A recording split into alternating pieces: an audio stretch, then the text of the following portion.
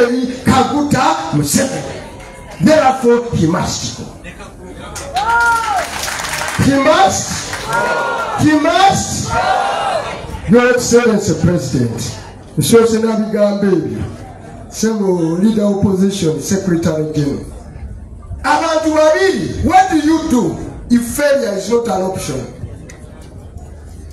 In life, mothers know better. When they go to the delivery room,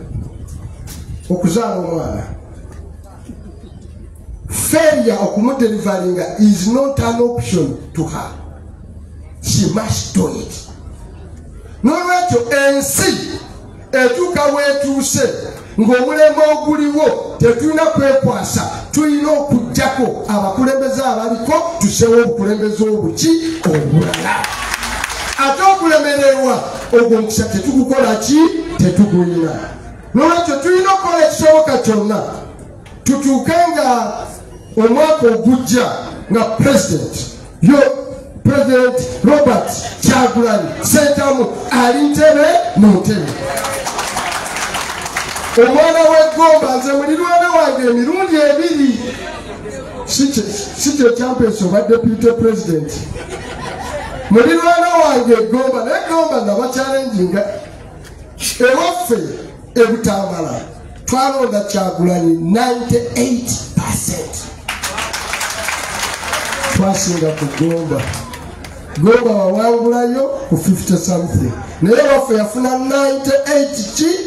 Ate omulundi guno okola ekisoboka kyonna ndabe nga tufuna 10 ku 10. Naye nze gyenva we wava ne vice president wa National Resistance Army. Ani? Ogwe mutegedde. Naye ewaffe twasiramulayo. Wano mu Buganda tugamba NUP y'amaanyi naye Rovers atubulidde kyababaka 5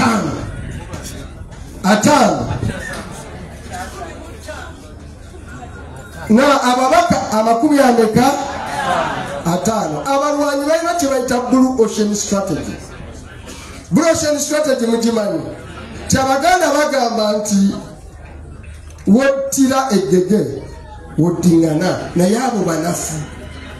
Abantu abawangula entalo bapasuwinga kye bayita Blue Ocean Strategy. Ogendeyo abalala gye batagendangako n'ovubayo n'ojjayo emmamba gye bayita lukwata. Nolwekyo abali mwenna wano nga bakandidate nga deputy president buno bwe bubaka betugenda kusooka to welcome and support with all our might bebagenda okugenda National Unity Platform wetawangula. Bw'owulira ng'ogenda mu kifo nga mulimu owe-NRM, nga mulimu owa-DP atali naffe, nga mulimu gwe tutategeera gwe ogoza mu Blue Ocean, tugenda kuteekako amaanyi gaffe gonna Mukama Katonda ge yatuwa. Kubanga ezo constituency 50 tuzaagala wano ku Kido. Tuzaagala ku kiki? Kati gwe ey'okubiri njagala mumpulirize bulungi. Muri constituency nga mulimu aba National Unity Platform nga wano tebazze tebawadde na apology. Ezo mu Baganda bonna tujja.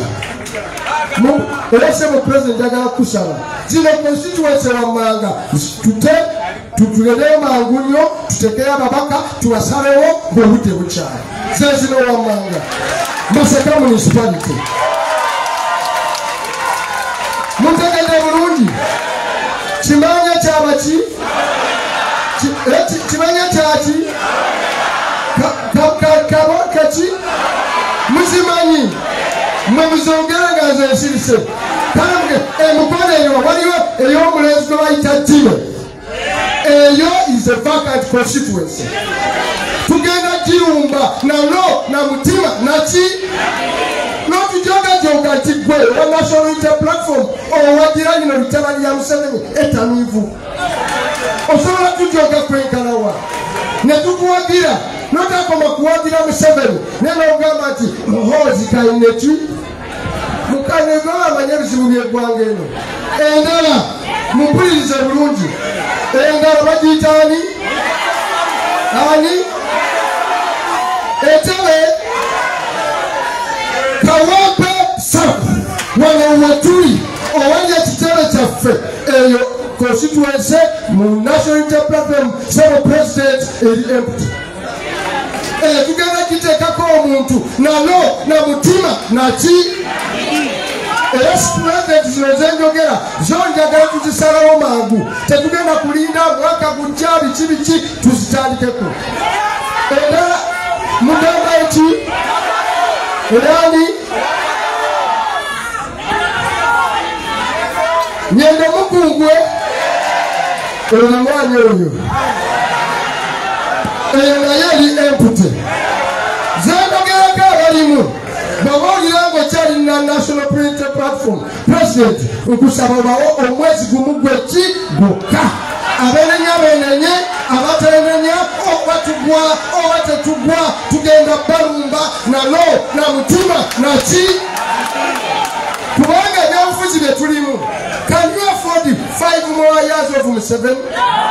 Musobola okugumiikiriza kubanga baffe bebasse bebakuye meya w'ekire yakulaze omukono zaake wano namboza omulongo baguma ono pulezidenti waffe nyezo baba bamukubye ekiiso 5 more years of Museveni nga gwoli mu kifo kya palamenti twakusimbawo ne tukuteekako amaanyi kati oli awo oyagala tugamba tulifominge tukole alternative. Museveni's government NUP is not for removal, it is not for reform. NUP eriwo kusuula kibanyi naki namayinvu gakyo tebabamalira biseera bino biseera bye tulimu. Leader wange opposition Joel Senyonyi awandiika ze bayita alternative policies eza gavumenti yaffe ki naye kati ene time sewu good enough alternative wagimaze eyawedde ekiddako tuwandika proposal betugenda kuddukanya gavumenti. We are no longer writing an alternative. Can you write an alternative to dictatorship? Osobola kola a reform in a dictatorship. Ebintu ebimu tubeere nga tuli bakambwe nolwekyo abantu ba Buganda era njagala Busiro ki eyakagabo eyo naye mugitadde Kristi ate endala eriwa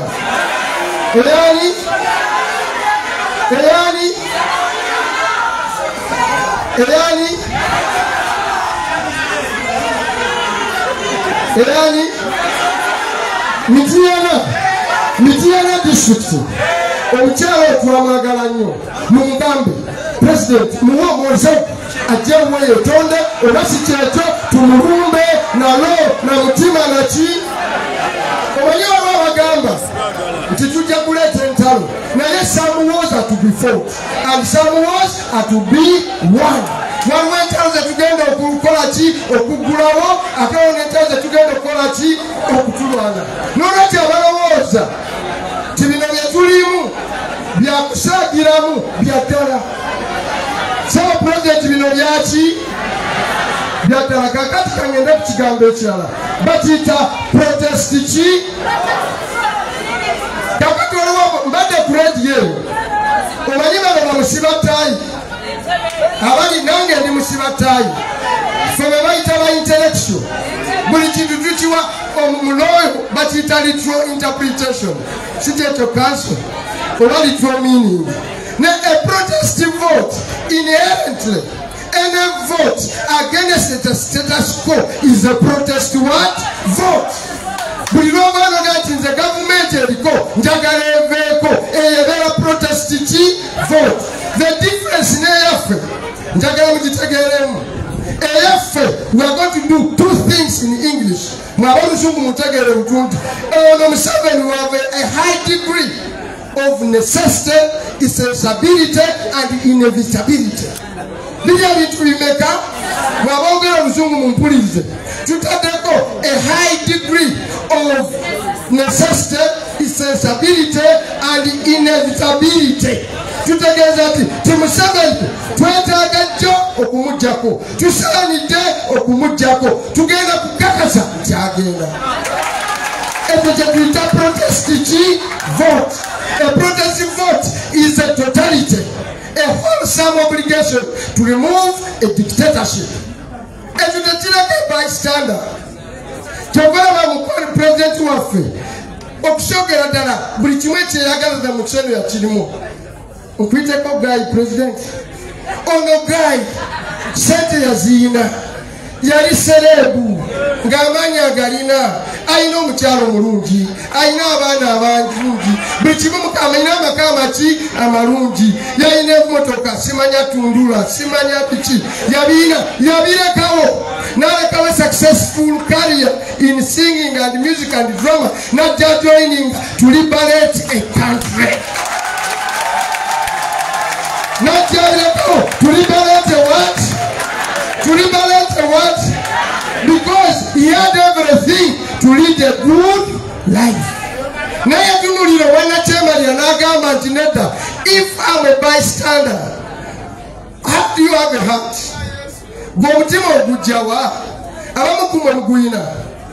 You can put a perimeter wall around your home. Not take up on CCTV what? No and no grand pistol for as long as your neighbor is poor. One day, a CCTV camera, a big dog in your home, a gun in your home will not save you from a starving neighbor. He will one day break. So,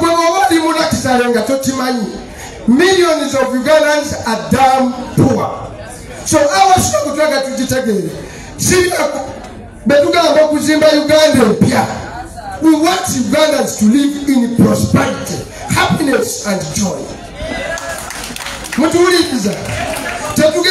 A job for a president is just a number. Okay? Nagamati president, Robert Chagulanji. That's not a struggle with Gitulimu. The struggle we are in is to ensure we live in prosperity. We live in joy, in comfort and happiness.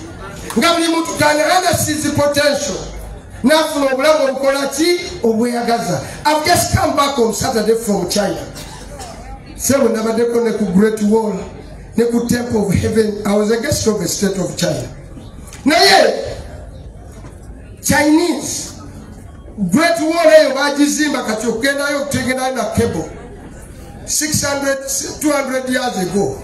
Never struck block away it. The time to build a great wall to defend China. Arangi Bafa. Arangi Bakorachi. Because of Sozi Ruli Wavuchi.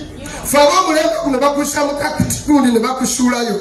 Ne they would lift stones ngabo serera no kawansi ofabuchi.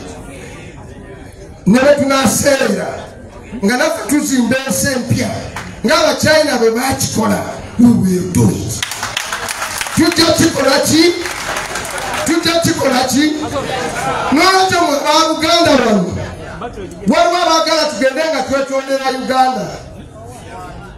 Every time Uganda has been at a crossroad, the people of Uganda have found it in themselves the courage and charisma to confront a dictatorship. That one we are going to do again.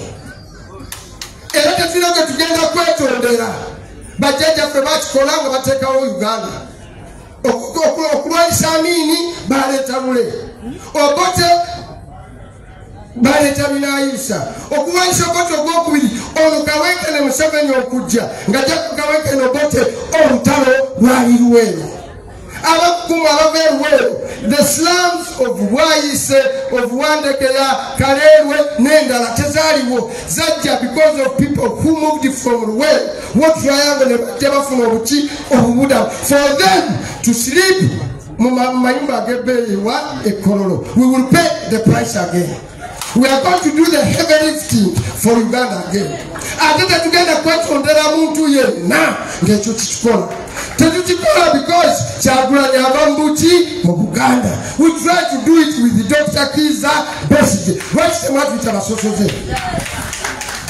otegede bebawagira Museveni bajjajjaffe basente batata bono bawagira Museveni lwaki tebabayita basosoze. If one of us comes up and is a national leader, why should we, some people here, find a reason to shy away? No, we are in a total liberation. Njagala kubakunga wano obuzwade bwetulina bwe buno. One, buli nze nali mu DP ne tutandika okuwangula Kampala ne Wakiso. Obulwadde obutera okulwala mu kozi abantu kwettanira nimiro ewedde kola ki kulima. Mufate ogenda mu Lukande basambule bagalanye nimiro ekoze eki. Secretary General waffe walumbye Kampala Central okwesimbawo waliwo omusajja ansereko tetumutegeera bulungi. Wali vakanti. Nolwekyo ekyo kiri legitimate. Nakyala tebabakolako temptation to tribalize our cause. Buganda has always supported whoever and whatsoever we find fit to lead. So nga Louis Lubongoya are fit to make a contribution. I asked one other team Uganda who gave me a call because I chair the caucus. So Kankumuli Nemugamba Tinem Sajagwe. A change of Chenina in a Suma Kubana. Nesoma Nebinfuna. Louis Babaya to Yamba. Netuangula constituent, Netufuna Babaka Bensoga. Abakiriza Buganda. Amakumi ameka atano. Ngate twagala tuyambe tuweze kikumi kiki kiramba. Betumuwake mutufirwaki. Betumuwake mutukolaki. Look at the math. National Unity Platform was 0. DP, where I belong, that pretended to be in Uganda, were not more than 18 members of parliament. Ngatukola na Secretary General, a young man from Harvard University, yateka amaanyi netufuna constituency mutano mu Buganda betumuwakemu netufiirwaki tugenda jikuwa bagala tebagala lw'ekitundu kyaffe nalo na mutima naki musikukako mukubirako n'omungalo nalo na mutima naki Naona mutima naki kakati obulwadde obulala buli ku gurupu eno mugiraba neyimiride wano munange mwendi eyava abalina ebifo nammwe ba MP tuki nze wange nina abaana ba National Unity Platform abanvuganya si balabe bange mumpuliriza era ne President waliyo namukulaga ne mugamba olwo anvuganya n'ababaddeyo zaake kurale yaze ku Easter nga tulina bantu bangi nnyo. Any other weak politician would fear to introduce his opponent. No, incumbent find strength to say they want and they are legitimate. You have no moral authority because you want to replace them to abuse them. They are not your enemy. Temuleka Temubere ekiso ky'omuki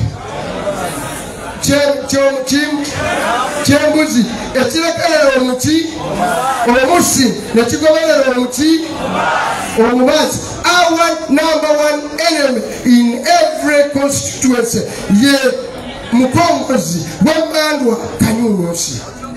Mumpuliriza Emmandwa kaki Museveni tali mbuli kyalo mbuli kyalo ayina bwe bayitaba MP. Wali mu Buganda bagala balimba awamu ti they are independent. Mubagambe Buganda tusobola gifera. Era bakoze wakati nti Buganda ffe mu Museveni mubagambe harama ki? Buganda is for Bobby Wine Kyagulanyi Ssentamu. So bwe twagala tuzeeyo nga bu each of you wants to okwogera first attack Museveni n'abenaale. Don't attack your opponent. Honor is just a dessert. Never freeze constituency, attacking each other. Moving against Serene, Zevatera Kamukavera, mufete kaluma zifulume buli emwe kumachi ndala kulunkalu nelumachi kulumbisi kulumbisi neluma muchi mwebe zekagana nga zonna bazimanyiza bazitadde mu flampeni zigwera mu lubuto ez'omukisa zisibira mu toyi kakati namwe njagala mbabuulire mulekerawo okwerumaaluma muki mu constituency ekirala National Unity Platform can only afford one person per constituency. Abamu kumwe tugenda kubasaba museseetukemu harmonize baba mwenda mwagala kifo kya kati ng'emasaka kampa example ye Masaka tulinayo bakandidate abalungi basatu mukungwewa tulinayo Kyaviira abamu nasijja bogerako tulinayo Kyaviira tulina Saamu Muyizi lawyer waffe tulina ne Alice Namuntu wali taliwo kati mmwe mutwanguyize omwagenda alumba ekyabakyala mwababiri mwesootingeko tugende muki mu maaso nemwagala kalubiriza president ne SP tulumba omubulabe nalo na mutima naki na puti kakati namwe abakunza abakunga mulina obuzibu mbabulira obuzibu bwamwe abakunga betusalawo okusalawo ng'okwo nga mutandika ogamba foola abadde waffe wakire wenalo nga kitwala ng'olwo takikoze eki takitutte naffe mwetereze bano candidate ba National Unity Platform mupulidde sijja kwogera birungi biki nze ddiini gyenzikiramu eyo obusiraamu Nabbi Muhammad sallallahu alayhi waki bamugamba nti yali musanyusa naye nga mutiisa mukitegeera yali musanyusa nga mutiisa a good leader is able to speak to you truly unflinchingly ababuulira amazima ne bekaba gakogola ki gakawa nga teyeesise here I am nze deputy president wamuwa nzija mu buli region tujja mu buli kitundu twagala candidate ki omu ku buli kiki kifo temubikira mu babyaruswa ebyaruswa ne mwabirabye kawempe that business we don't have time tulina obudde obumala okwatakinga muki Museveni nga Katonda ye mubeezi nga n'amaanyi ge tulina galimu n'abato aba foot soldiers nga n'ebyafaayo byaffe by'abajjajjaffe by'abantu bamalirivu nga negye tugenda tulimanyiyo.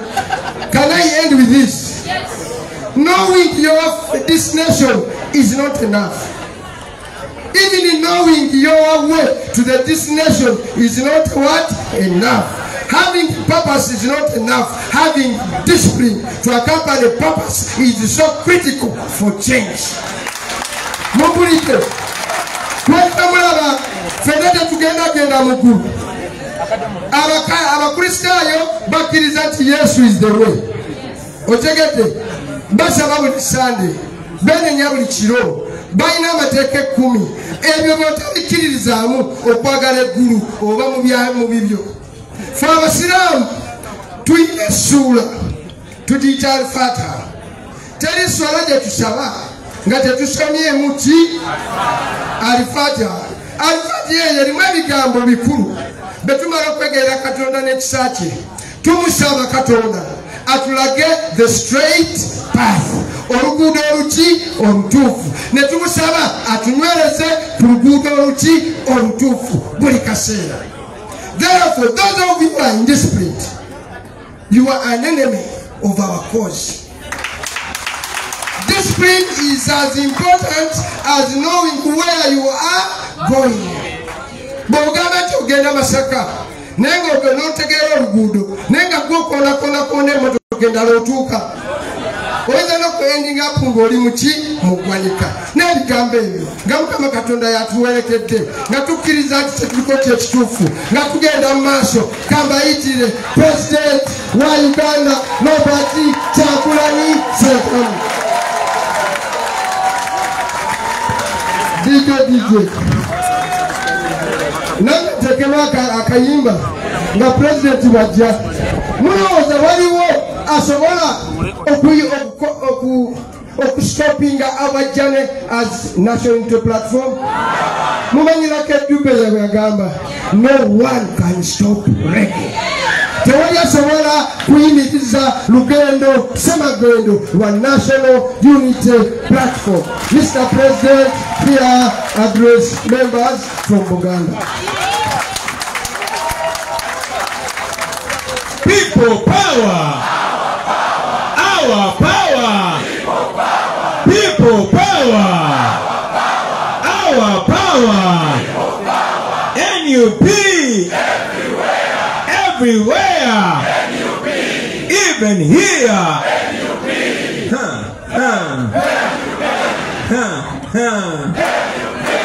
Thank you very much.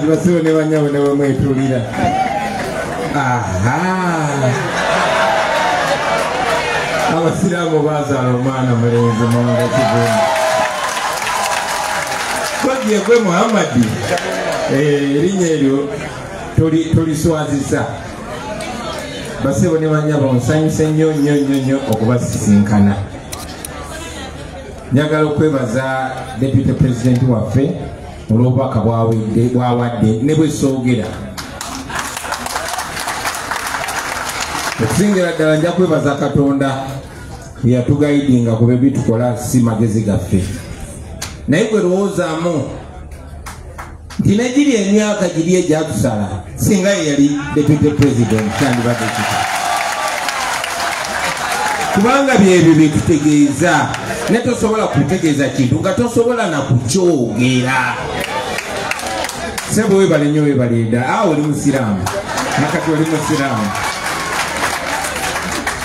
Njagala okwebaza Comrade Right Honorable Joel Ssenyonyi olw'otukulembera obulungi. Sebo tukoze bulungi nnyo.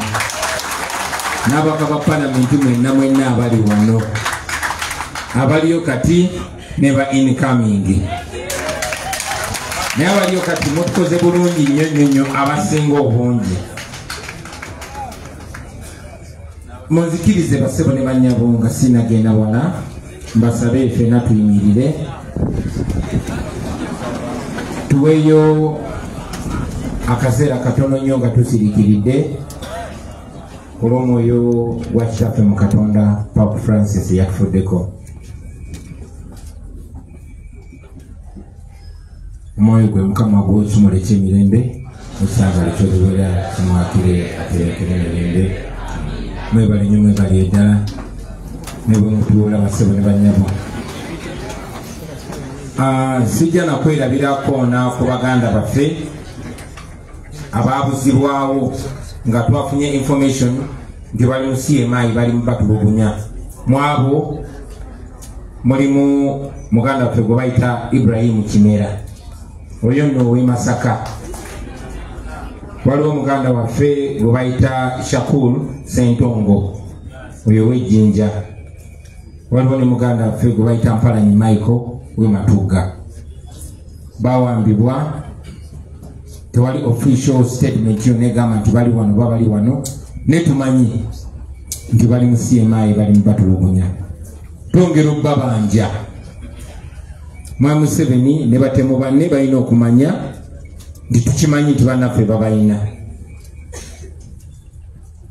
Bayinza okuba babalinako obuyinza ssaawa zino naye ekiseera kijja kutuuka tujja kuba bababanja.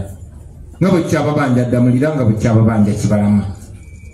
Mu ngeri emu njagala n'okwaniriza mwannyinaze Fortunate Nantongo. Manyi nti wakyabulayo akabanga mwezi gujja lwayinza embaga buyinza okubaawo naye nga twamukwana dda ate si yekka ne Honorable Mpalanyi mwamulabye ate nga si yekka namutaawe yababuzeewo wano kati ate si yekka ye Lutamaguzi ye yeekwana dda naye nga twesunze olunaku olwo olw'ekitiibwa lwe tulivaayo ne tukumba mu lwatu ne tweraga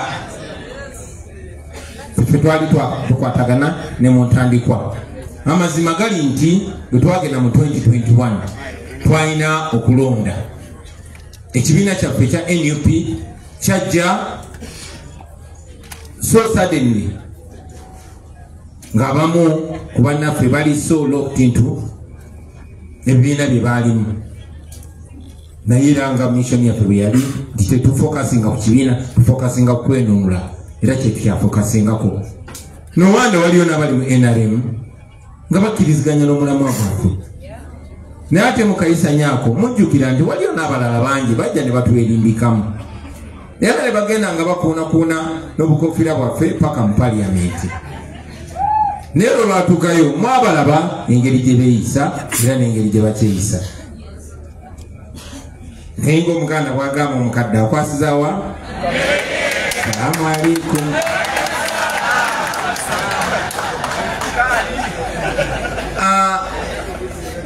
twasemba okusinkana mu lukuŋŋaana olw'engeri bweti twali mu Eastern Uganda twali Mbali mu Bugisu era nja kwebaza nnyo mobilization team nja kwebaza nnyo office ya Dr. Kanabi organizing secretary waffe tukoze bulungi nnyo sebo webali nnyo webalire ddala gwene bokolagana nabo n'obukulembeze bwaffe mu bitundu ebyo mutukoze bulungi bannange ekyali mu Eastern ate twabadde tugenda mu West babulemeseza bulemesa ogenda Fort Portal Museveni agamba tetulinayo buwagizi naye ate bw'aba atulemesa agamba abantu bajja kweyibwa mu kkubo baziba amakubo bagenda kuvaawo tuleke tugende tuswale nga tetulina bawagizi so kikulagira ddala nti bano abantu effort gye balina ku making sure nti batwawula n'abawagizi b'omulamwa guno gwe tutambulirako so kyensanyusiza nnyo basebo ne bannyabo nti tuli wano olunaku lwaleero wano kembafunye mu abakulembeze ab'omu Buganda newankubadde nkiikiriddwa nnyo ne deputy president waffe Haji Mwaga Kivumbi naye nange bino kambi bagambe first and foremost mwe bakulembeze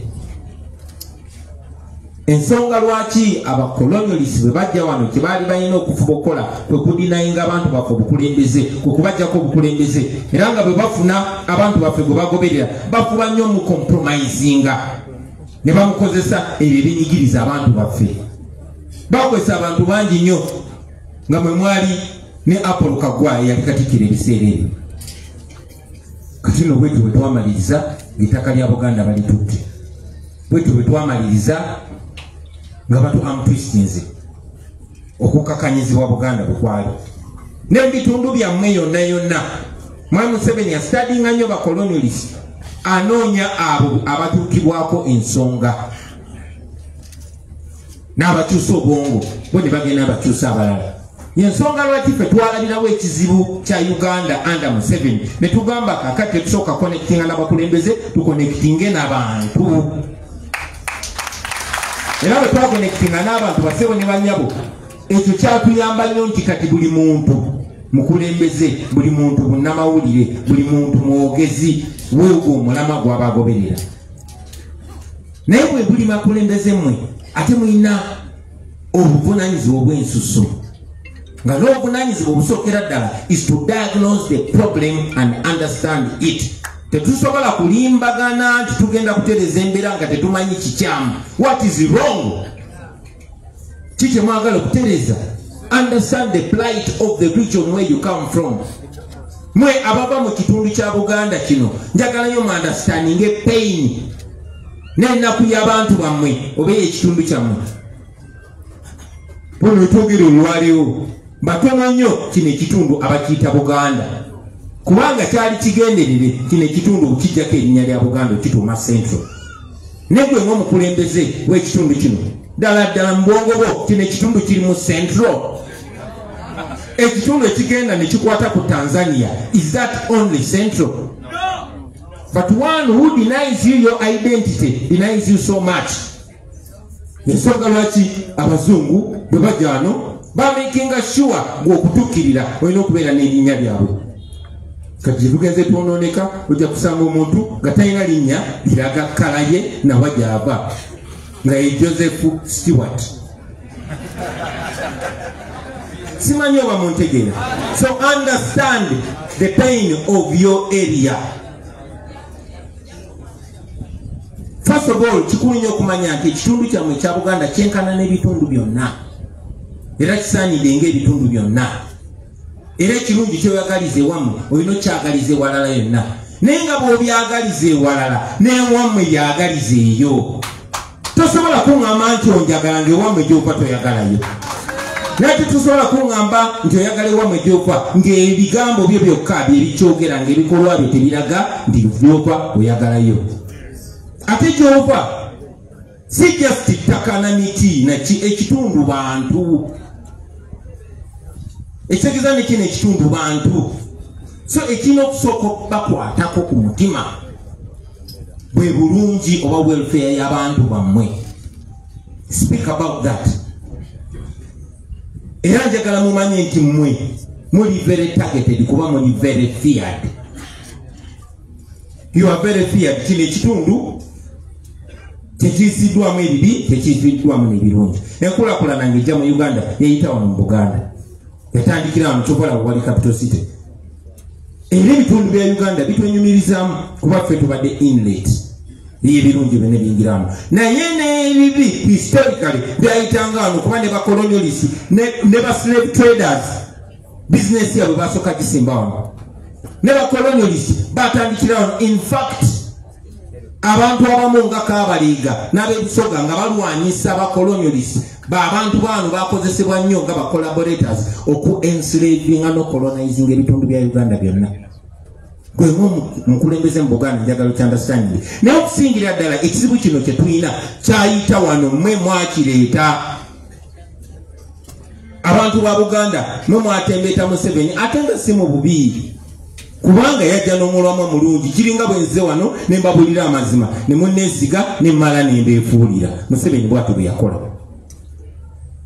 Mmwe mwasasula omuwendo abantu ba wano emitwalo 40 be battibwa newankubadde baagano giyita genocide. Abantu emitwalo 50 ate ng'abo be baatubuulirako bangi nnyo paka olunaku lwaleero tebannaziikibwa oba tebaliziikibwa paka nga Museveni tumaze omugoba. Lwaki? Kubanga alina obbalaga obugwanga bw'abataata bammwe ne bamaama bammwe ne bakojja bammwe ng'engeri yobatiisatiisa nti mmwe mulaba ekyo kisobola okuddamu naye nga wajja kyasobola kubeera. So it's important for you to understand the plight of your region and to be outspoken about it and to be unapologetically yourself. Nyagadde nnyo Deputy Secretary General waffe akyogeddeko, kisobera shayi kubeera kikyoli naddala ng'oli wano mu Buganda. Wano omuntu yenna asobola okubeera Omuganda. Kyokola tulinayo Abaganda Wawu, tulinayo Abaganda Gere, tulinayo Abaganda Nakabala. Mumanye enjawulo ne Bakaswa. Tulina Abaganda tulina muffe abantu abawawudde empisa zaabwe ne bafuukira ddala Abaganda n'okusinga abaazaalibwa muno. So buli muntu ali mu Buganda oli waddembe okubeera Omuganda. Nza kugamba nze mubanda wa Kabaka kasita ofiitingamu n'oweeyisa ng'abantu abo bwe beeyisa. Bwekityo bwe kibadde ebbanga lyonna, tekitandise ku mulembe gwaffe. Mumanyi omusajja gwe bayitanga Daudi Okyang? Daudi Okyang yali mukwano gwa Kabaka, yali mukungu mu lukiiko wano. Kumwe bonna tuwali yali azaaliddwa. Katuyagala kuŋŋamba tudda mabega oba tudda maaso? Tulina kubanga tudda maaso. So temuwuliza tribal sentiments za Museveni, but very importantly understand the problems of your region and speak about them. Totyanga kwogera ku kutulugunya kuli wammwe, totyanga kwogera ku kibataka kiri wammwe, totyanga kwogera ku busosoze buli wammwe, kubanga bye biri mugenda maaso. Speak about them, but understand the plight of your people. Kubaba batumanyiriza bubi abantu munango ojja kufaanana like any other politician. Ate nga abantu baffe bategeera. They can see through the pretense, they can see through the lies. Make sure you understand the plight of your people. Njagadde nnyo kibabuulira mmwe abakulembeze b'omu Buganda muno kuba abantu baffe many times tebafiringa represented. Understand the plight of your people and fight for them. Twina muno banafe bangi nnyo tajja kwogera ku nsonga ziruma bantu ba Buganda ne bw'ozoogerako atajja kuyita musosoze nti toyagala Buganda kuba ozoogerako n'obusungu muli baddembe okunyiiga oba bw'ekinyiiza ate abantu mubabuulire kubanga Baganda bagamba ow'ebbango bw'otomwemukira teweebikka. Mulina okulekerawo okwekkiriranya. Omuntu yenna bw'akukyawa olw'omugamba amazima oyo aba yakukyawa dda nga mwongere ogamugambe. Ensengo eyo nga givuddeko bassebo ne bannyabo omulama gwa leero gwakusinkana nze kigenderwa kyange kuba kyajinga tewakyaliwo budde. Twamala ebbanga ddene nga tugamba tugende mu kulonda oba tetugenda mu kulonda naye twabayo ne tubategeeza nti tugenda kugenda mu kulonda si nti tetumanyi Museveni kya pulaninga kola tukimanyi naye ffe tupulaninga kola ki gendako tokyogera wano. Tugenda mu kalulu kano ke tuyita protest vote kalulu kakwekalakaasa. Okwekalakaasa mutya sijja sikasuka mayinja welo abalala nga kyekibakolera ate nabo sinze nja okujja obbagana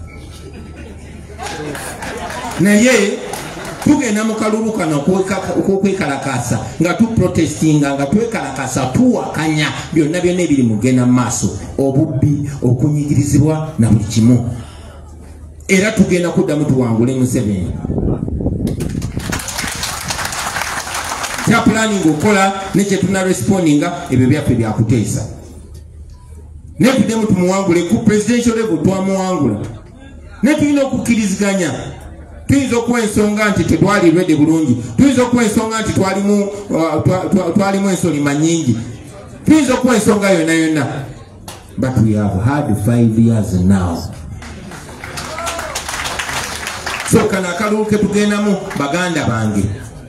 First of all, my message to everybody, manyuwa tulinawo abakulembeze, tulinawo ba coordinators, tulinawo n'abagenda okwesimbawo. Mbasaba mutwale obubaka eri bannayuganda bonna benyigire mu kalulu kano bonna. Batya buli omu asobola okuzanya paati ey'enjawulo waliwo abagenda okwesimbawo. Nze mpozi nga muleseeyo omulala naye we waate wali mulala anze mwewulira musaba. N'ekyo tekimala. Twagala okubeera ne candidate agenda okuwangula candidate wa Museveni kubulireko kuva ku LC1 paka waggulu ku presidential. Ate si kwesimbawo bwesimbi kubanga eno tegenda kuba by election, wagenda kubeerawo okulonda buli wamu. Manyi nti Museveni akozesa sente zaffe nyingi, manyi nti akozesa amagye gaffe ne tools zonna eza coercion, naye tusobola omustretchinga bwe tuba tuli deliberate about it.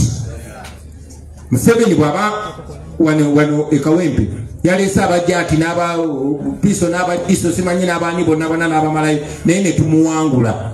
Abaffe kifaanana kitya ng'abo tubagabanyizaamu emirundi nga gijjo.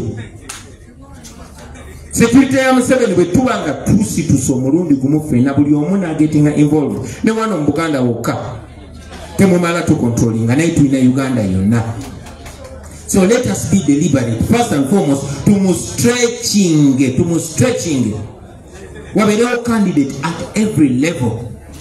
Ngali studied, checked, tested, and trusted. Ensonga nkulu nnyo kuba ku mulundi guli 2021 twali tutwalani aliwo nene tufunye agenda okwesimbako kadi yaffe ne tukuba engalo ate eno hawa tetulina candidate twafunye candidate twali tutwalani aliwo si bwe kiri ku mulundi guno. Ku mulundi guno tulina choice kubanga muliwo bangi, so tugenda kutwala oyo eyesigika ali capable ate nga ali reliable. Tugenda kutwala oyo alina obusobozi ate nga tusobola omwesiga. Bangi mulina obusobozi mufuwa oluzungu musiba amatayi naye tetubeesiga n'ensi tebeesiga.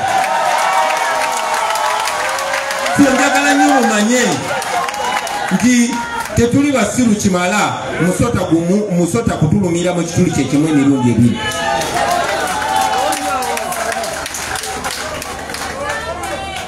So let's get involved. Abamu mwesimbewo, nze navayo ne mbakubira omulanga muveeyo mwesimbewo baganda bange.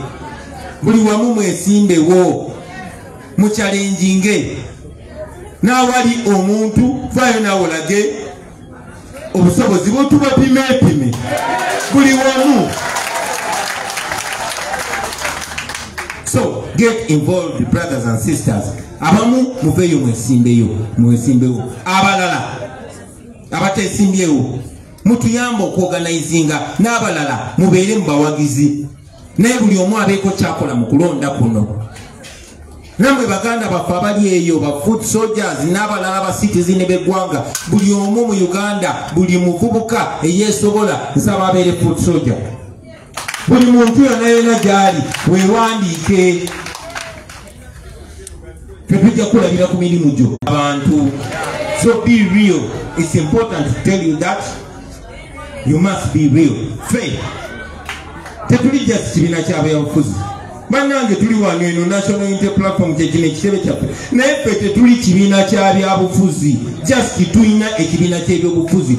We the people of Uganda are bigger than NUP. We the suffering people of Uganda came together under the theme of people power. Federal people power. NUP is just the organized version of us. The political version era NUP ebera functional mu ngeri ya kulonda mu biseera bya kulonda. Emirimu gye tusinza okukola myaka 5 egiyise tekibadde organization. Wabula Mwami Museveni ya making up sure ateka ku pressure kulabirira basibe kujjanjaba abalwadde kujja abantu makomera kwewa oyo secretary general waffe gye emirimu gy'abadde asinga okukola ne bannaffe abalala. Naye ng'omulamwa gwaffe munene nnyo. So mwe ba members ba NUP ng'olina ne kaadi yo toyina njawulo ku munnayuganda gw'osanga nga tatukangako na wano ku kitebe. Mulina omugabo gwe gumu. Nze era bwe mbamba tunuyamba tunuulira mu level yeegi. Obuvunanyizibwa bwaffe n'amayinja ge twagala gatikibwe tugalinde nga tumaze okukola omulimu bannayuganda gwe batusuubiramu. Ekyomukisa omulungi bannayuganda bayimiridde naffe, batambula naffe, batusapootinga, batuwagira, batuwolereza, batubanja batumanyi, batufudde outstanding. Ekyo kya kitiibwa nnyo. Sagala kitulime nti making any different from these common Ugandans. It's important. Bwetwajja wano twabagamba ffe tukiririza mu servant leadership. Servant leadership kitegeeza nti gwe omukulembeze, gwe mukozi w'abo abantu. Bali be baboosi.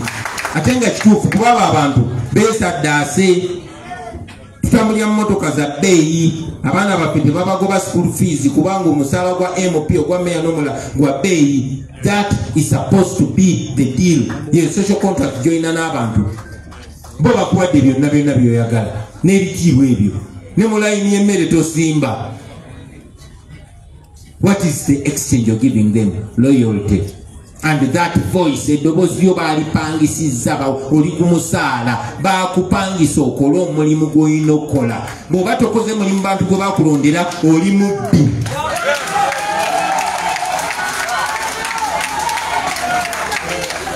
Lwaki abantu abo kusindika mu office eyo bo baatala afia, abamu bali magombe, abamu bali makomera. So we must understand that this is a deal between us and the people.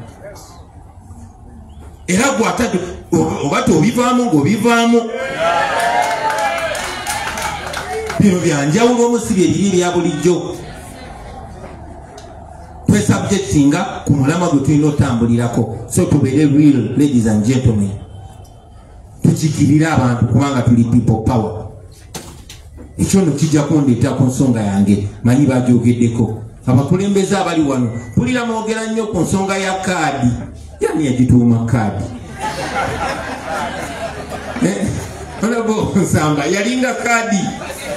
Bagitanga tiketi, bagitanga fulaga, kati bagita kaadi kyonna kyekiri. Bassebo ne bannyabo. okusookera ddala njagala mumanyi nga esigirwa kyogeddeko si nti mwe abatuuka bantu timwekka mwe musaanidde naye nti si ng'omukulembeze ate kikwetagisa okonekitanga ne bakulembeze banno so ate gwasigaddeyo ate oba bubi nnyo okusinga atuuse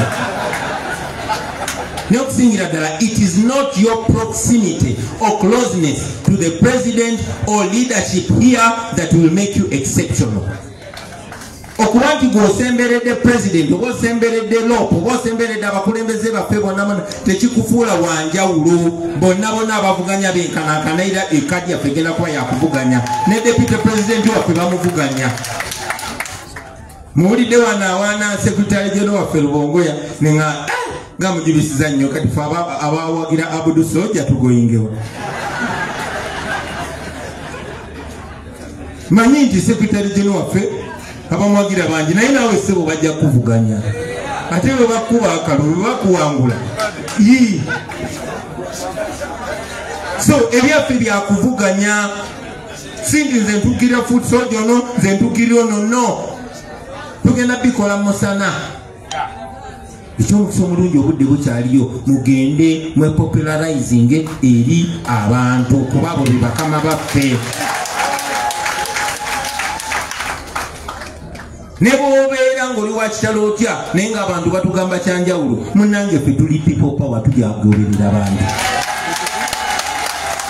ate nga mwali mukirabyeko era mujja genda mukirabako mumanye nti omulamwa gwe tusinga okugoberera ze values zaffe zetwawandiikaawo tukiririza nnyo mu bwenkanya ne mu kwenkanankana eri buli omu so tiketi yo teri wano ku kitebe eri mu bantu naye ate njagala okwesa omukisa guno era nkyogereko deputy president waffe kyayogeddeko bana ebyayogedde byonna byonna deputy president bituufu era muwagire era nzikanya naye constituency examination nange mba ndaba bannange sezamentioninze oba omentioninze entono waliyo n'abalala bendaba eyozaako byayagala so sebo obuvunanyizibwa n'obuyinza obwo obuyina okupepeta n'okumakinga sure otujjamu buli nsolima kubanga obudde tubwina eri bannaffe mwenna ababadde batambula batagala mulina omukisa okwetereeza ebiseera bigenze bikendera ze mbadde manyi tekukyawera na mwezi naye deputy president bw'aba agambye mwezi tugende n'ekigambo kye leero mmeka 22 after 22 omwezi ogujja nja kuba busy so abalina okwetereza mwetereze kubanga kugenda mu maaso g'abantu naawe ng'oliko kazambi era tugendagendayo mu maaso g'abantu tukuteekawo nga bwe bateeka Balaba mu maaso ga Piraato tugambe basebo n'abanyabo kiri kitya nti tulekeemu gy'obawulidde. That's exactly what is going to be. Mukyalina obudde okwetereza basebo ne bannyabo. Tumanyi buli muntu asobola okuseerera ne the whole idea kwe kudda ku mulamwa ate n'okidemonstrating mu bikolwa byo so si bigambo byo. Tumanyi bulungi nnyo nti n'abalala bajja kukomawo nga balina simayiro nnene nnyo esinga n'eyange kubanga tusemberedde okulonda lwaki ŋŋendayo. So be sure tetugenda kuttira muntu ku liiso atattira bantu ku liiso. Tuyimirirako mubimanyi n'entambula yaffe mugimanyi so mwetereze. Constituency nyingi nnyo gyetutalina ababaka nga bw'okyogeddeko ne wano wennyini simanyi oba tulinayo mubawo mbaka waffe owawana aliko NUP ticket naye wana amanyiwo. So ezo constituency zonna ezirimu abatagala ziri empty nga deputy president waffe bwagambye musobola okukyalenjinga sinje ne oli empty nti entebe wali empty ono yagendayo wali open abantu bajja okusalawo ku nsonga eyo. Njagala okubasaba abakulembeze be tulina wano banange mubeere outspoken, mubeere outspoken, tubalabe nga mwogera. Tetubagambye genda kasuka mayinja. Waliwo omubaka omu yagenda nga bamaze omugula n'agamba ekikulu aba NUP bangamba ngende Enjokye petrol station bwe nagaana ne balyoka bankyawa. Banange sibagambye kwokya petrol station, bagambye kuwogera. Ndaba nnyo ebiseera bino bangi abali outspoken. Ndaba nnyo ne Bona Mugoyo, ndaba nnyo Madamu Ticha Namboze, ndaba nnyo ababaka baffe bangi nnyo nga bali outspoken. Gwanjisiru alutamago sijja mwogera bajja gamba mujulisa nnyo buli omu amulaba. So use that social media. Baganda bange njagala okuba buli abamu kumwe mukyalina mentality nkadde naye abantu baavaawo dda ku zero traditional radio station ne TV station. Waliwo radio zemaze emyaka 7 nga temumpulirako kyogamba abantu tebawulira biki byenjogera. So use social media. Temubeera ba slave ba traditional media kuba TVs ne radio ezisinga obungi zikontrolingibwa na kyemalira. Yasalawo nti ono mmuleete ono temuleeta, ono ayogere ono tayogera. So the best way to disempower something that disempowers you is to ignore it and move. Discover another path. Bajja kutuyita, bajja kubayita naye bate bannabayita mukozese social media kuba abantu bemwagala okwogera nabo bali ku TikTok. Ababaka baffe n'abakulembeze baffe bameka balina TikTok account. Nga muli muzoogerera kuki nga sibalaba mubeera mukulaba notisi. Use them. Use them. Make sure what is trending is national issues. Kinkola bubi nnyo okulaba mwe muli bakulembeze bwe bakulaba ng'oli mukulembeze Hamdan Ssemugoma ng'ovuddeyo ba constituency yo bajja kufollowinga. So use that social media. Be seen. Kuba abantu bwe baba tebakulaba naffe tetujja kulaba. So use your social media. Kale nayo bagiggalewo. Ndaba nnyo abantu, waliwo omusajja gwe bayita Kyagulanyi Omukiga atransformize ekifaananyi kyaffe mu Western Uganda. Naawe beera bwotyo, mbalaba bangi nnyo. Naawe beera bwotyo. Speak out. Gyobeera otambulidde. Ndaba nnyo oyo omusajja Mr. Mosh ng'ali ku social media ayogera ku nsonga ezigenda mu maaso. Ndaba nnyo oyo Shamimu Nambasa ng'ali eyo myala gyabwe gye bwayise ng'ali mu kwogera ku nsonga ezo. Bring people to the problem. Let them understand. Mutuyamba abantu baleme kugamba nti ebyo bigambo bya Kyagulanyi. Bibeere bigambo bibeere by'abantu baffe. Ekyo kigenda tukola bulungi bassebo ne bannyabo. So use your social media because you will need it. Finally, muzikirize njogere ku kalulu ke tugendamu aka 2026. We know what to expect. N'abantu bamanyi what to expect. Era abantu bangi baali batubuuza lwaki mugenda mu kalulu ke mumanyi nti gwe Kyagulanyi n'amala okusuula akalulu ng'amagye geetooloolewo nga gakusirira ewaka nga bawamba be bawambye nga bawamba abakwetoolodde nga bakkakanya abantu. Waliwo omu ku bannaffe yazimbanga nnyo mu Kisenyi naye nga baba azimba City Council nejja n'ebimenya n'agamba kati akabadi akaliwo zimba koosi nyingi nnyo bwe bajja ne bamenyako 3 ennya zisigala. What does that mean then? Overwhelm them. Mubeere bangi nnyo tetujja mu makomera bassebo ne bannyabo okusiba bajja tusiba emigo bajja gitukubera ate ekkomera oli wakyamu ate emigo oli wakyamu gwe buuza ku Nalukoola. So byonna bigenda kubaawo. So we must plan to overwhelm them. Obuyambi bwonna bwe twagala ensi zonna ze twagala zituwirwanirire tulina okubeera ne fight wano. Let's overwhelm them. Let's make sure there's so many of us. Ko tujja kutuuka okulonda nga amakobera gajjudde ye tukikole bwe kityo. Babuli we batusiba bijja basukka ko bajja kudduka. Bajja kudduka. I'm telling you, This is what happens in all dictatorships. Bashir yali asinga Museveni buli kimu, Yahya Jammeh yali alowooza Katonda, naye bwe bamala okuwangula dictator awikeninga nnyo akola bingi nnyo, aspendinga sente nyingi nnyo okuki overturninga ekyo. Mumulowooza lwaki Museveni atya akalulu? Kubanga talina mundu, kubanga talina sente, kubanga talina ba allies. Naye there's something called legitimacy. Nti ne bw'obeera golola nga ekwegolola osamba ensambagere, akasajja akatono nga kaani kimba njoga.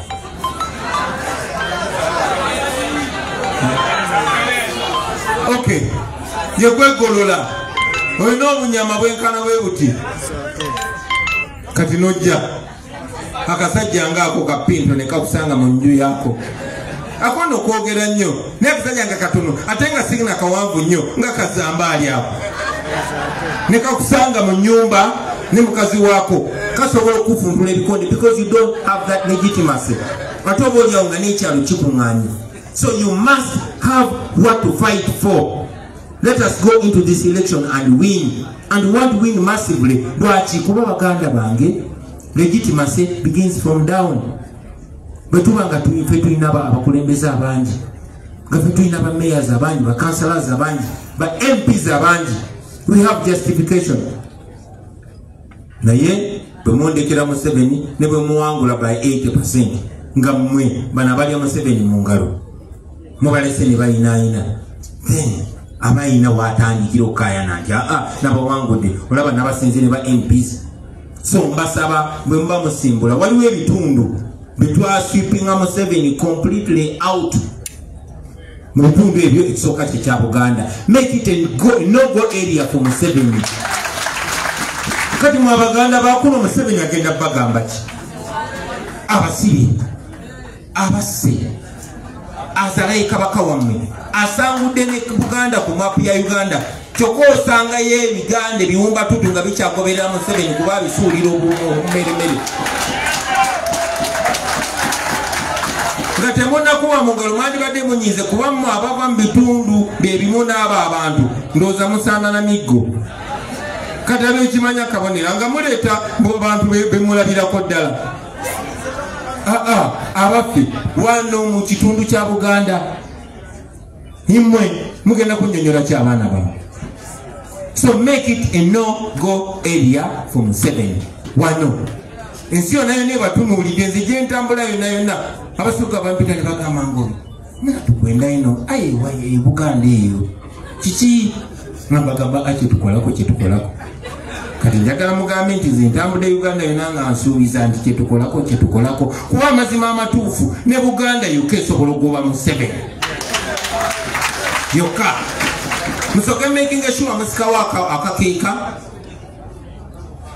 then kati agwe mu gaali zammwe wano kisobokera ddala. Abalala babayambako buyambi, in any case mwe mwamuleeta era mwe mumulemezaawo kuba n'abantu bakozesa takozesa bali akozesa mwe basanze mu byobusubu, mu byobufuzi, mwe basanze mu byeddiini, mwe basanze mu byennono, mwe basanze mu byabakyala, yonna mwe bakozesa. So njagala obasaba mu abakulembeze mu communicating eri abantu bammwe nti abakulembeze baano bonna tebaagulibwa, waliwo abaagulibwa era tubasindikire ng'enswera ensibe egenda n'omulambo muki mu ntaana. Naye mmwe mulina obuvunanyizibwa, basebo ne bannyabo tulina obuvunanyizibwa si bwa kuwangula buwanguzi Museveni. Ensonga lwaki twali advised n'okukyusa olulimba lwaffe tubeere nti tetupulaninga just kuvimba mu Uganda empya wabula okuzimba Uganda empya. We have a duty. This duty bwe twagituukiriza abaana bammwe be bagenda okubeera condemned to suffer until they change it. Twandibadde tuli bulungi ne bazadde baffe ne bakulu baffe tebakijjaawo kino ekizibu. Kyokka olaba ku myaka gino basinga kumwe buli batokonze naye tukyalwana kwetereza. Kyogerako nnyo nti by now discussion mu parliament yandibadde sente tuziteeke mu tourism oba tuziteeke mu agriculture, tuziteeke mu health care oba tuziteeke mu infrastructure. Kiki ng'abekibiina kino bagamba nedda sente tuziteeke mu tourism olw'ensonga zino wammanga nedda tuimprovinga ebyanjigiriza olw'ensonga zino wammanga saawa zino tukyakaayana okubeera ne human rights eddembe ly'okubeera omuntu tukyalwana kubeera bantu okubeera neggwanga you have no citizenship kyova olaba n'endagamu nti eriko expired date temuli ba citizen. So we are fighting for citizenship, for the right to be, the right to exist. So we must work so hard. Sebo honorable Mwanga Kivumbi. Tukwesiga nera na petuli available. I am personally available for any work wano Buganda okumakinga sure nti Museveni tumwera buli wamu. Nekino kati mentioning deputy president yansabye nti buli wiki abantu be Buganda banjagalayo olunaku lumu lwokka tusinkane tusale empeto sebo nja kubeerawo nja kubeera available ne bwe tunaba twetaaze kugenda mu buli constituency ndi naawe. Tetwagala Museveni kuwangula wadde obwa chairman bw'akakuba akagenda ku luzzi. Omuntu mu Buganda muno ng'akyawagira Museveni oyo ebintu bibiri either musiru nnyo oba mubi nnyo. Wabaddewo ebbanga ddene nga batuvuma enkwe wano mu Buganda. Kituufu mu Buganda mulimu ab'enkwe abo bemulaba beekulubayisa ne Museveni bebenkwe. Kubanga omuntu bw'ajja n'afufugaza nnyoko n'ekitaawo omuntu bw'ajja n'akolako ebikolobero ate ne weekulubesa naye obeera waki? Kakati ekyo nga tukivuddeko basebo ne bannyabo njagala mumanye nti after making Buganda a no-go area we should find leaders, we should find candidates, trustable candidates. Honorable Mwanga Kivumbi twagala candidate kubiri kifo nga wa National Unity Platform. Twagala nnyo kwatagana ne bannaffe bonna ab'ebibiina ebirala era kye tubadde tugezaako ebbanga lyonna. Nengera Omuganda bw'agamba nti bw'osika ekitajja liba lya nkoko. So twaniriza mugende maaso n'okwana bannaffe bonna abali mu bibiina ebyenjawulo batwegatteko tutambulire wamu kuba tubalaba bangi abalina omulamu naye waliwo obuzibu era wabawo obuzibu mujje tubusolvinge ffenna. Tulina mandate y'Abannayuganda, tulina obwesigo bw'Abannayuganda naye bajja twesiga nnyo nga tuli ffenna. But in the meantime ffe tutambula nga National Unity Platform era mu buli kifo ekyesimbibwako tujja era tujja kubeera ne candidate. Njagala okubasaba abeesimbewo mutuwe ekifaananyi ekirungi. This is not a do or die. Oba ofiira ku munno ng'oli mwetegefu okujjayo buli mpisa ensiiwufu kubanga oyagala kifo mu kifo ky'okusembeza okumpi n'ekifo kigenda kusembeza wala n'ekyo ekifo. Core value number 1. Mwebale nnyo. Core value number 1 is discipline. Era ffe tuli magye. Omusirikale atali discipline atosobola kubeera mu magye naddala nga gakulemberwa ffe abantu abakkiriza mu discipline. So tubeere disciplined, tulaninge fair competition, decent competition. Twebale kubeera nga Museveni kubanga tukulaba mwaka wa Museveni konna kati kikyo tugenda okugamba abantu. Saawa zino tukozesa bigambo kombisinga abantu n'ebikolwa byaffe okufuna obwesige bwaffe n'ebikolwa byaffe gye bali tusobole okufuna obwesige bwabwe. Bwetyo bwe tugenda okutambula basebo ne bannyabo. Twagala ba candidates in all positions kubanga tulina obudde nti bagambyeko nti Buganda yoka esobola okugyako Museveni. Mwemuba temunafuna lesson mutundire abaana b'e Busoga kye bakola. Yate singa nali Musoga bannange bandize ne wano ne babagamba mwe musoke ebbali musoke mudde ebbali tusoboke tumala akalimu kano waisa ninde baba. So tulina omulimu, tulina okukakasa abaana b'e Busoga nti naffe tulina ekibuli. Tulina okukakasa abaana ba Arua nti naffe tulina ekibuli. Twali mu Arua nandibadde nfudde n'abaana basaawo embeera, of course n'abeetoolodde eggwanga lyonna. Now I am here. So you, the people of Uganda, you have a challenge. First of all, to free yourselves. Nobody is going to free you. But when you refuse to free yourself, you're enslaving other people. Mwabaganda bwe muganda okwetaasa ne musigala mwere comfortable mu busibe, muba muli mu kusiba abantu balala. So mutukulemberemu basebo ne banyabo. Bwe munaagaana okulembera bajjawo abalala beekulembere kuba abantu tebalina time. Ensonga yange eyagala okuddirira esembayo, njagala okubasaba mwekalegi ng'abantu mbagaza okulonda bamanye nti tetugenda mu kulonda just kulegitimizinga Museveni, ne tugenda mu kulonda kumudilegitimizinga. Talina ngeri yonna yonna okujjako okutta abantu, okujjako okukola ebyambyone, tumutunuzeemu kamera akole ebyambyone. Paka kati akyagezaako okusangulawo ekya Novemba 18-19 2020. Tasobola tutta ffenna n'atumalawo, tasobola tusiba ffenna n'atumalawo. Naye ate nga bwe tuna relaxinga ajja tulya omwomu paka ffenna baanaatumalawo.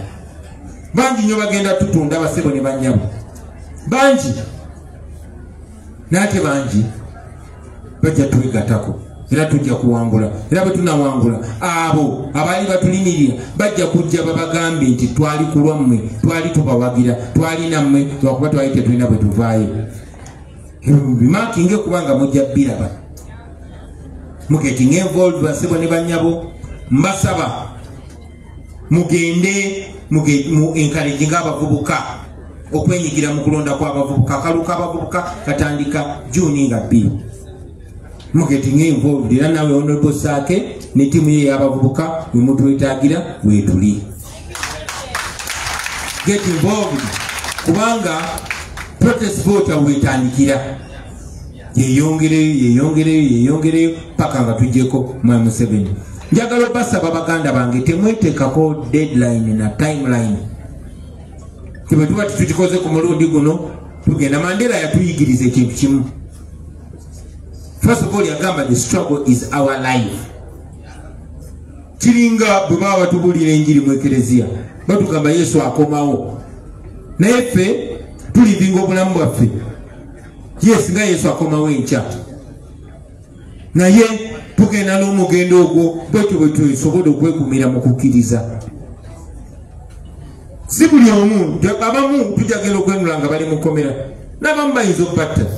So let us get satisfaction in the fact that we are not giving up. Bwe tuba tujja essanyu lyaffe kwe kuba nti tugaanye okugivinga up. So si nti tuliwangula nkya. Kwa tuyinza okugenda mu kulonda nga Museveni bw'akola, n'awamba buli omu n'atuusa mu kkomera. Of course tetujja muleka kubanga we are going to go with the fight at every level, but make it normal to celebrate victory along the way. Find reasons to smile, find reasons to joke, because the struggle is our life. In any case, never to Jacob Museveni, struggle ya fejja kuba tewedde, ate omulimu gujja kuba gutandise butandise. So, find comfort in the fact that Museveni ne bwatusiba twalina mujjako 220. Tetunamujjako tetwapowa. Twalina mujjako ku mulembe gwa Ssemogerere. Bangi kumwe na balaba ku mulembe gwa Ssemogerere mukyalemeddeko. Yemmwe ensonga lwaki naffe twavaayo. Nevaayo Bassebagala, yes abamu babagula. Nevaayo ba Dr. Kizza Besigye ne balemerako. Yensonga lwaki naffe twabeera inspired. Bwe twegerako tugenda ku inspiringa abaana n'abazzukulu. We shall fight, we shall wait even if it's 100 years, but we shall face these people and we shall defeat them. Nemu celebrating the fact nti temuwanise. Kati okuvannyuma lw'obbaawo okukkiriza okwo ate kambawo essuubi ery'amangu. Bannange Museveni mulowooza alina emyaka emeka? Mulowooza alina emyaka emeka? Kati njagala mmwe ate mwerabe nga bannamukisa. Fe omugigi gwaffe gwe gw'okufulufiiringa, guli ogw'abannaffe gwe gwali ogw'okusiga baasiga. Naye ffe abalina okungula tusobola okwonoona ebirime byonna byonna bwe tutakola kituufu. Baba okusabe baba bakusomesa Yes, ukulwana kuno kuli nomo, but there's nothing as important as finishing. Kati tuli mu finishing. Museveni tumukubye babesije bamukuba kube memini zika kati fetukubya akabuto enaye ebye twetagamu kuba knock out. Knock out eyo tukunganye amanyi gaffe mukono gwaffe ogwa ddyo agabavubuka agabakyala agabato agabakulu agabakadde tuwe ngumi tugikube Museveni kuruba. But that is going to take so much organization, preparation, discipline and self-sacrifice. Kwa mba mugenda mukulu na munnange we muna agenda nga muli ba candidate basatu babana mubanga bakirekedde Museveni mulaba butwabadde wane Kawempe nga kiri very clear nga Museveni yalina kyayagala okukola. As a matter of fact, okusinziira ku reports ze batwa tiwaliwo ne ba candidate be sponsoringa just okwawulamu akalulu baba bakimanyi tebakikola ku lwabwe kati bakikolera dictatori.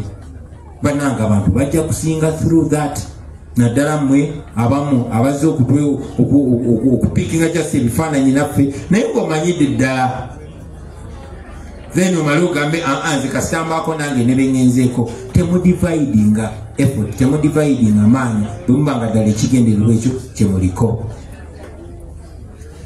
Ekisemberayo ddala abasebo ne bannyabo njagala obbasaba mwetegekere next government. Bw'oba otambula bwerabe ng'omukulembeze.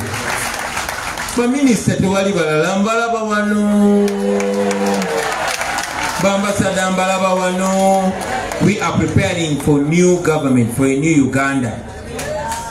Nate ne muffe ndabamu n'ab'amakomera si abagakulira babula bajja okugabeeramu.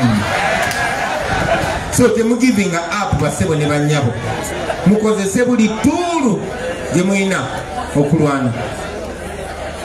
Temupowa buli kimu kiri kusaidia penze nga nkibagamba mu abantu b'omu Buganda mulina lake mwawulidde obubaka bwa Ssaabasajja Kabaka.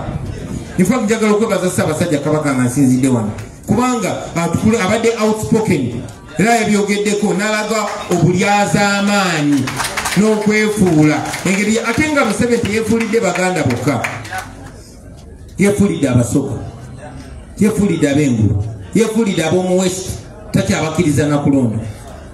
Neffe tuli laki nti beene ati Kabaka tagenda kuvaayo akubuulire byonna. Genda osome obubaka bwa Kabaka obwa Easter tebunaweza nnaku 3 bw'omala ofungize empala ogenda olwane. Olutabaalo lwatandise dda, nze mutabaazi omukulu ndi wano mbabuulidde. Kati mulinda ki? Olutabaalo lwatandise dda. Museveni tulina omuwunzika. Museveni yali tafeesingangako bantu balinga ffe, yali takifeesingangako. Muzeeyi Kyanjo yakyogerako ndi Museveni ajja kusangayo abaana nga tebaagala ssente, nga tebatya kufa, nga bo baagala nsi yaabwe bakumuzeewo wano. So Muzeeyi Kyanjo mulina okunfaminga nti teyafa, ali mu kwogera ng'ayitamu ffe. Era mwe mulina omuwa chance okukola through you. Our lives don't end with us alone. They carry on through the ideas that we stand for. This man stood for ideas. You are the one who is alive now. Mwe ina chance okubeera mumula abalamu kuba nammwe mujja kufa, ffenna tujja kufa. Kati buno obulamu tubukozese as much as possible okumakinga sure bino ebitubonyabonyeza tebiddamu kubonyabonya abaana baffe n'abazzukulu. We must do that now. Do everything possible. Buli kyosobola kikozese, buli kyosobola, buli busobozi bwolina bukozese, buli talanta gyolina gikozese. Nange bwe nva wano ngenda na mu studio ate numumpulire bupya. So don't stop. Mwababulizi b'enjiri mukozese obutuuti obwo, mubulire enjiri y'enkyukakyuka. Mwabakola mu katale mukikozese, mu mizikiti mukikozese, mubulire abantu amazima. Tolina babulira bigambo byange, babulire ekiri awo kye balabako nabo. Bino ebintu bye twogerako tebyetaaga kukookinga gyoba yogera ku bizibu ebiri ewammwe na Kaseke. Lutamaguzi neetaaga okujja omubulire ebiri ewaabwe. Sekiweko nyina okujja okubulira ebyawe bire bwamu. Nabukenya nyina okubulira ebire Luweero. So speak the truth. Be seen to speak. Finally, we are not coming there to tell people things about you, especially when we are incumbent. Tetugenda kujja wamwe mba campaigningira. Tugenda kujja wamwe kukakasa bukakasa nti oba oli oba toli. There's every time in the world to do that work now. Abantu bewamwe mbatuuseko obubaka mubagambe mbatumidde nnyo, mubagambe mbagala nnyo, mubagambe nja kubatuukako mu buli ngeri yonna physically. Mubazeemu amaanyi mubagambe tugenda kuwangula, mubagambe Uganda egenda kukyuka, mubagambe bagenda kulaba ku president nga muntu wa bulijjo nga bo, mubagambe bagenda kulaba ku nguudo ezakola in their lifetime, mubagambe bagenda kulaba ku malwaliro agakola in their lifetime, mubagambe bagenda kulaba ku sente zaabwe nga zikola ebibagala in their lifetime. Ekyo tekigenda kolebwa ku mugigi mulala gwonna kigenda kolebwa ku mugigi guno. Tulina obuvunanyizibwa okikola, tugenda kikola nga Mukama ye mubezi waffe. So mbawa omukisa gwa Katonda, mugende mutobe, mugende mutuuke eri abantu, mubannyonnyola amazima, mubeere ba mazima, temwekiriranya. Buli muntu yenna yakutte ku miliyoni 10 mumulabise, buli muntu yenna yekulubesa n'abalabe b'abantu mumulabise. Katonda ali naffe, amateeka gali naffe, abantu bali naffe, tewali kisobola kutulema. Buli ddiini yonna egamba Katonda ali wamu n'abeesimbu, buli ddiini yonna egamba Katonda tayinza kuyimirira n'abalyazaamaanyi. Temubeera balyazaamanyi, mubeere beesimbu. Anaabeera ku mazima tugenda kuyimirira naawe, anaabeera nga toli ku mazima tugenda kukulabisa. Mukama abeere nammwe. Assalamu alaikum warahmatullahi wabarakatuh.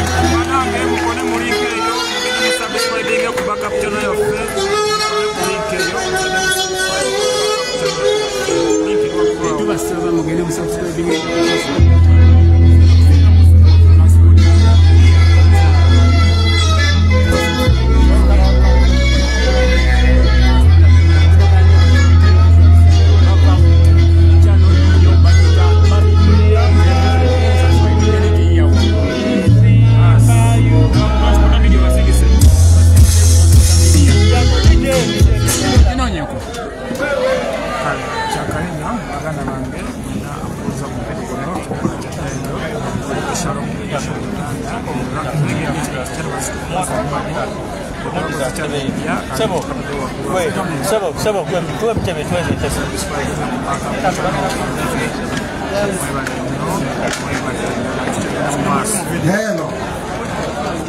Banaye muture. You can sit down.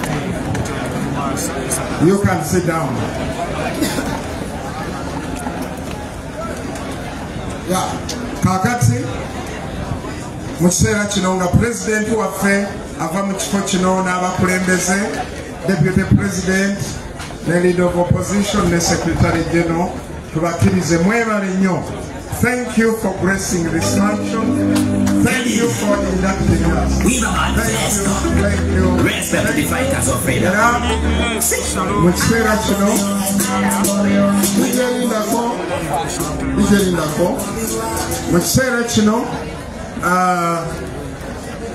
ngenda kusaba, wabaddewo abantu ababadde n'ebibuuzo. Tutegeka ekyokulya kinaatera. Nfunye wano obubaka youth leaders to remain behind for 5 minutes. Oba youth leaders beba mobilizers for youth, those be bategeeza 5 minutes. Akulira ba youth mu Buganda yabuweereza. Wabaddewo abantu abalina ebibuuzo nga bya EMC, naye mmanyi mu budde buno abantu enjala ekola ki? Ebaluma. Kaakati tugenda ku lujjuliro bwe tuti muwulirize. tugenda mu sub-regions zaffe nga bwe twazze in our sub-regions. Ngenda kusaba aba Greater Masaka tulina serving points 2 Greater Masaka basituke bagende ku serving point eryawo, n'aba Greater Mubende namwe mujje ku serving point eri wano. Abe banaamala tuzeeko Greater Luweero, Greater Mpigi, Mabira Stretch, then Wakiso ne Kampala. Sawa ya kulya mmere.